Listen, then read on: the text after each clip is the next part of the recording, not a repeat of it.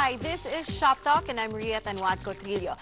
If you're making summer travel plans, why not include a specialized tour in your itinerary? Today, we'll check out 2 travel programs especially designed for those who love to surf and those who love photography. For surfing enthusiasts, you can join the tours organized by Surfista Travels Philippines. And here to tell us more about their company and their surfing travels this summer is Elaine Abonal. Hi, Elaine. Thanks for coming on Shop Talk. Hi, Ria. Thanks for having me. Okay, Surfista Travels is super new. You just started this in January. Yeah. Right? But you've been surfing yourself for about a decade now. Yeah. I started surfing 10 years ago when I finished high school. And I've been exposed to the surfing community in the world, in the Philippines. But I just started, officially launched a company last January. Great. Okay. So I guess, you know, having been exposed to the different surf sites in the Philippines and being part of the surfing community, it's kind of easy for you to know which spots would suit who and to just fix the logistics of everything. Yeah.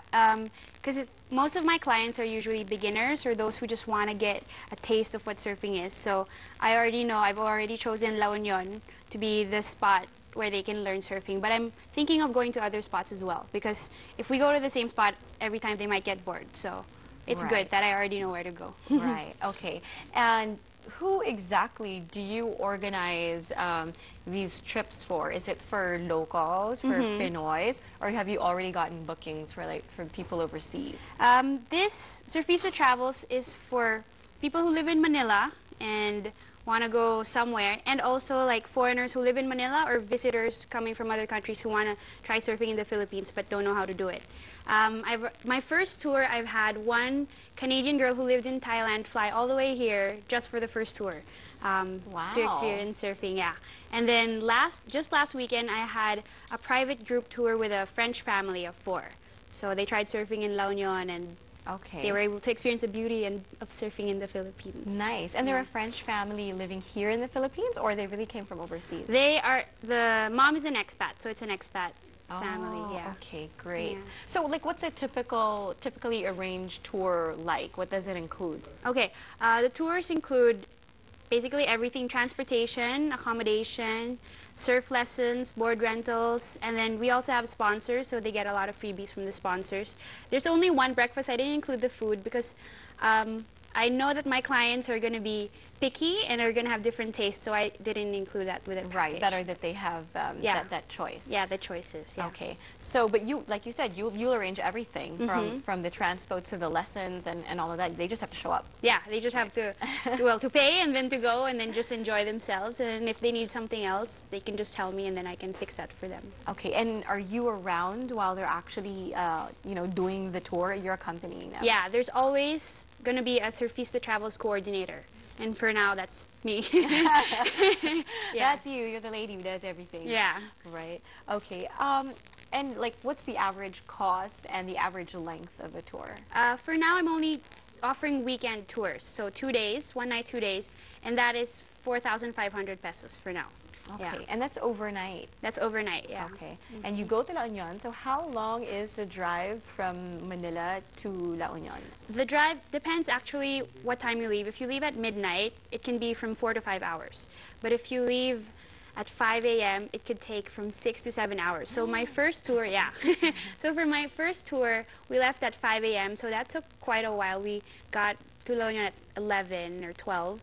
So the next tours, I'm going to leave at midnight so that we get there 5, 6 a.m. Because that's the only thing actually that the people didn't like on the trips, the long ride.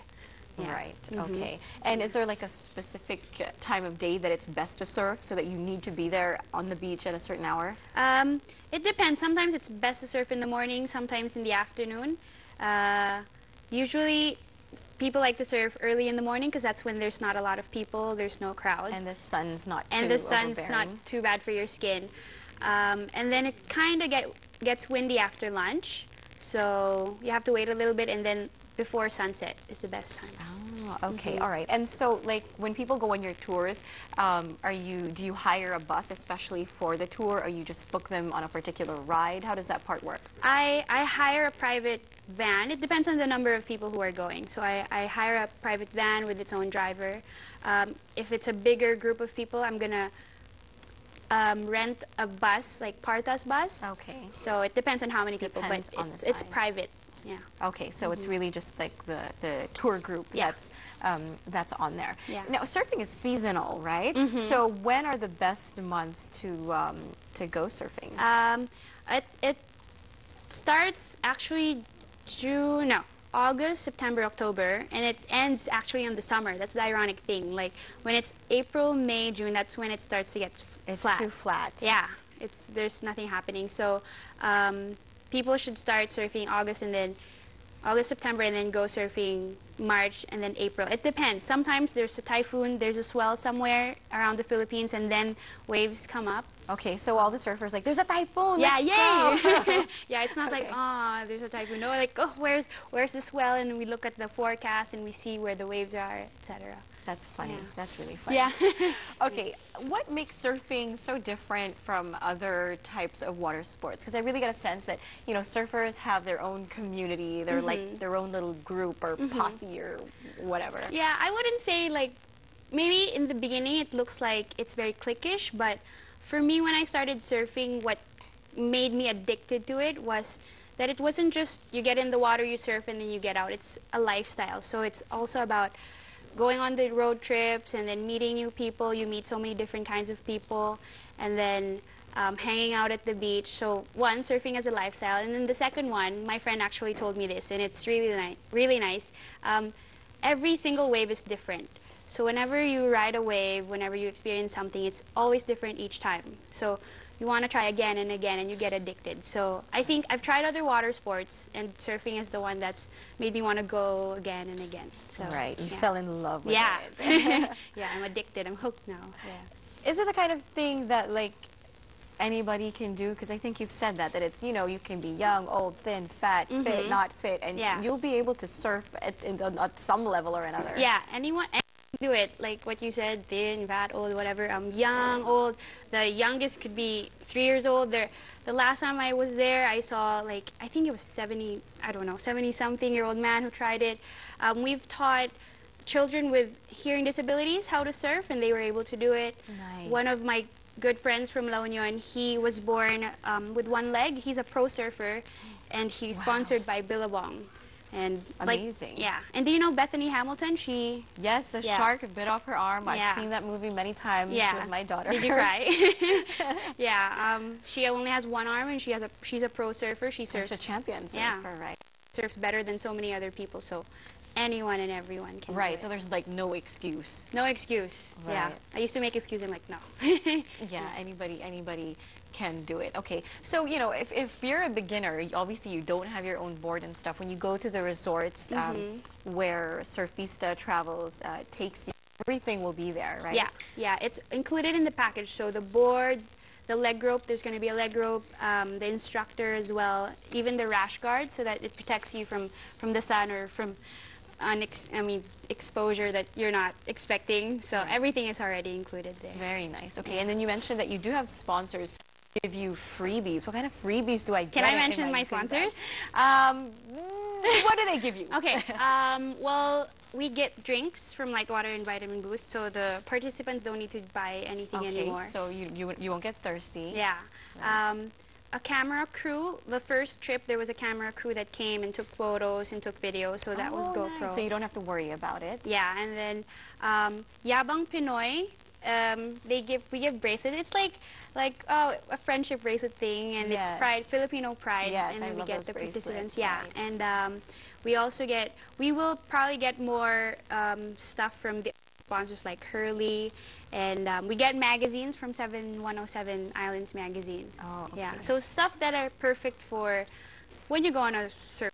Right, Yeah. very nice. Okay, so it's really new. What has the feedback been so far on the tours that you've done? I'm very happy that people are liking the service and the fact that there's somebody who's doing this, because when I started surfing, I didn't know where to go, who to contact, etc. And then now I've been getting a lot of inquiries and feedback and saying, oh, finally you're doing this, and we can go surfing with you, and I can bring my friends with you, and they've been enjoying number one, the surfing part, and second, meeting new people and discovering new places in the Philippines. Right, and it's nice because when they get there, there's, you know, because of you, they know where to go and what to do, as opposed to if they just kind of showed up there by themselves. Yeah. They kind of have to be feeling their way around. Yeah.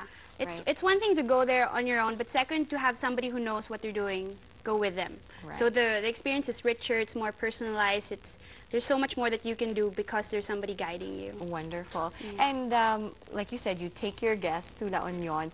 Could you, if people requested, especially foreigners, could you like take them around the town and see other places? Yeah, it depends on the people, but the last group that I did, they were French. They were a French family, and of course they wanted to see more of the town. So we went by the river. We had lunch by the river farm. So they tried fresh seafood, and then we looked at the churches, just so they could get a feel of the town besides the beach. Right, exactly. So, yeah. So it wasn't just all about surfing. Right? Yeah. In the registration forms, I always ask, what do you expect? What would you like to see? And then from there, I gauge the itinerary. Like each trip has a different itinerary depending on what the customers want.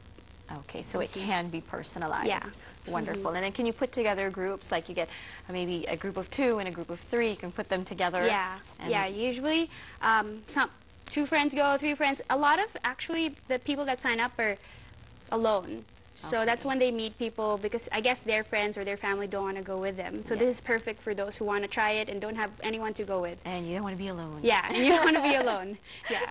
Okay, great. Elaine, thank you so much for talking to us today. Thank you so much for having me. All right, well, we'll feature a photography tour after this break, so stay tuned. Shop Talk will be right back.